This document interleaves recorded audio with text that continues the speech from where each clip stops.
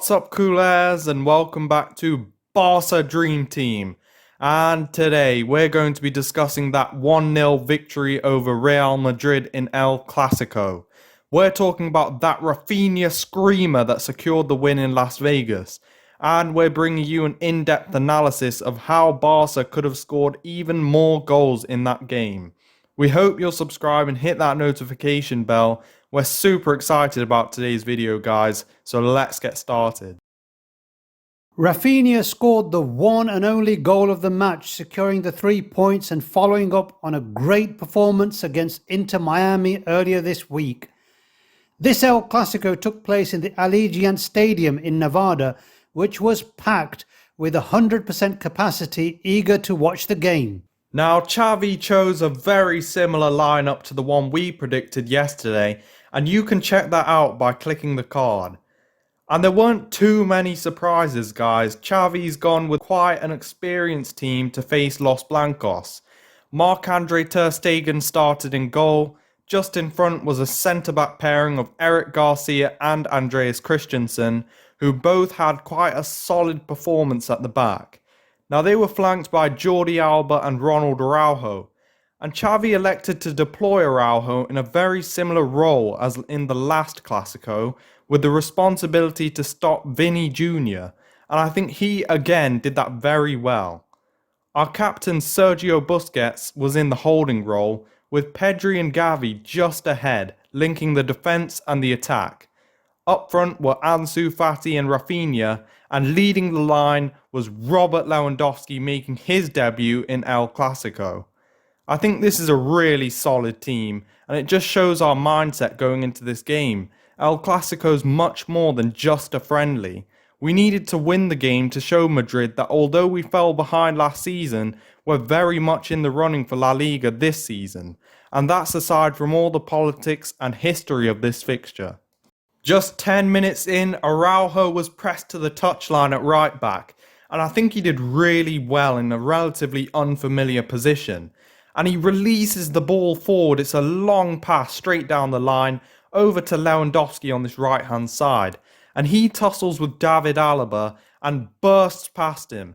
And Lewa's got acres of space ahead of him, and I have to say it's quite a rare sight to see Lewa so wide, but he did well to beat his marker and fly down that wing.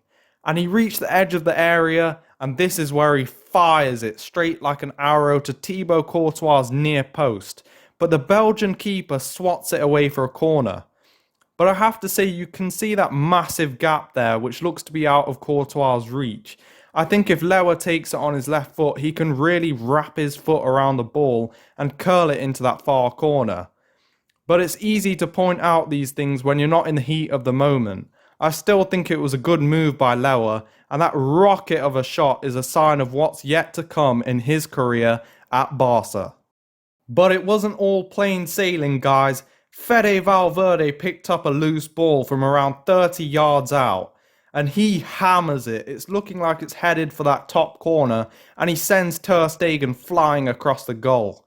But it cannons against the woodwork, and I think Barca have got away with one there. It's a real cracker from Valverde. And just 20 minutes in, Camavinga gets caught in possession in a dangerous area. Pedri retrieves the ball and plays it into Ansu. I think he's got three options here. He can shoot, roll it back to Lewandowski, or play it into Raphinha. And he ends up going with the first option. And you can't blame him. He's got every right to shoot in that position. But I think he takes a few unnecessary touches. Maybe some nerves or a lack of sharpness. And then I think Courtois' positioning is really good. He closes the angle down and makes it really hard for Ansu, who rolls it wide. And just a hypothetical here, if Ansu's shooting with his right foot, I just think he can wrap his foot around it and connect with the ball really well. And I've got no doubt that he should be able to put that away. Guys, this is a really talented boy we're talking about. With all the setbacks he's had, he's still fighting, and I'm sure he'll have a season to remember. And just a lapse in concentration from Eder Militao just outside his own area. He pings the ball laterally where Raphinha's waiting with all the time in the world. And it's a screamer, guys. He connects with the ball beautifully and fires it into that top corner. Courtois got absolutely no chance with that one. There's a lot of movement on the ball and it drifts away from the clutches of Thibaut Courtois. And the ball's fired top bins. Raphinha's put Barca 1-0 up. And I think Raphinha's really proved Xavi's decision to sign him right.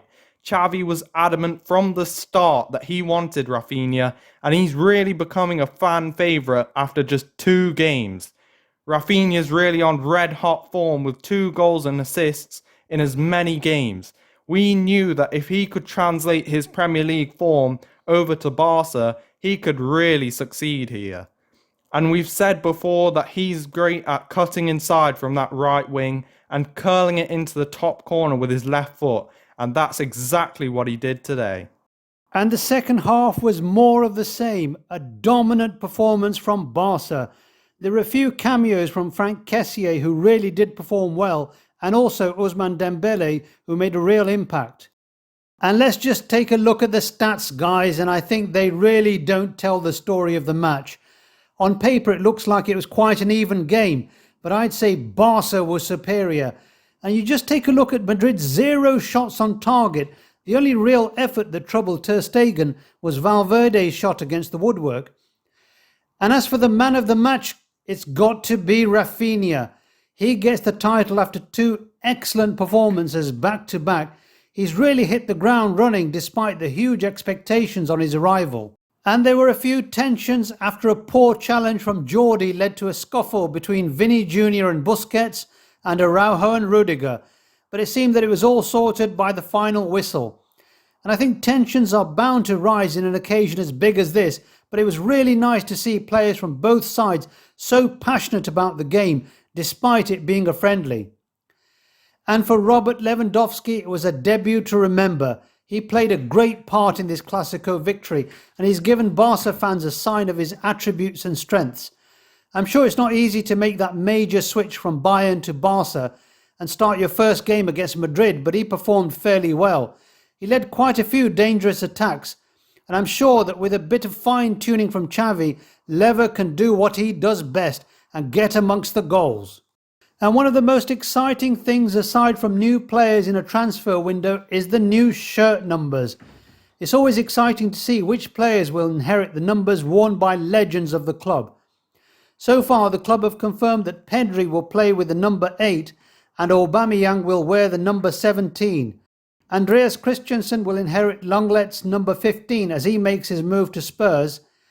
And for the other new signings, there's not been confirmation as of yet. However, I think that Franck Kessié, famous for that number 79 with Milan, will receive Pedri's number 16 because 7 plus 9 is 16. Raphinha should be wearing Adama Traore's number 11, which is a typical number for wingers.